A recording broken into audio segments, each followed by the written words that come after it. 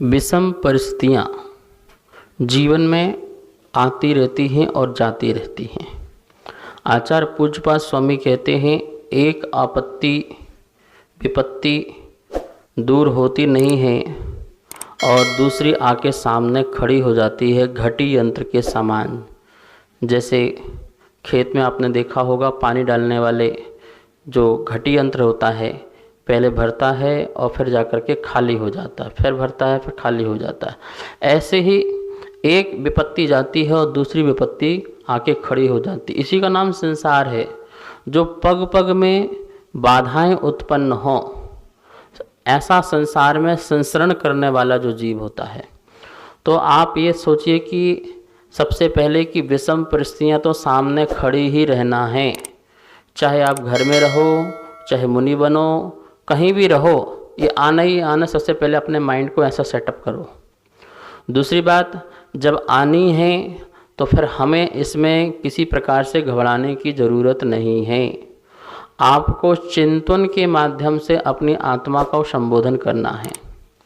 देखिए, अज्ञानी जीव जो है विषम परिस्थिति में अपना आपा खो देता है, और ज्ञानी जो है उसके सामने जब विषम परिस्थितियाँ आती हैं तो वह अपने आप में चला जाता है। तो हमें क्षमता प्रकट करना है चिंतन के माध्यम से।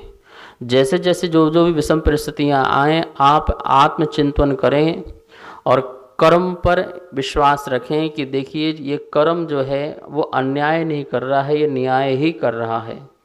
यदि मेरे सामने दुख के पहाड़ खड़े हो रहे हैं तो ये अन्याय नहीं हो रहा है, ये न्याय ही हो रहा है कि ये दुख के पहाड़ मैंने ही खड़े किए थे, जो आज सामने मेरे लिए ही बाधा उत्पन्न कर रहे हैं।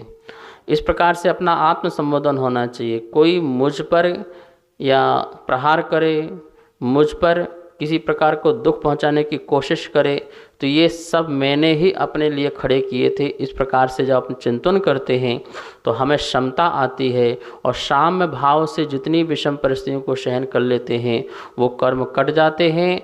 आगामी काल के लिए हमारे ऐसे और कर्म बनते नहीं हैं। तो इस प्रकार अपना आत्मचिंतन के बल से ही हम अपनी विषम परिस्थितियों को भी सुखमय बना सकते हैं, आनंदमय बना सकते हैं।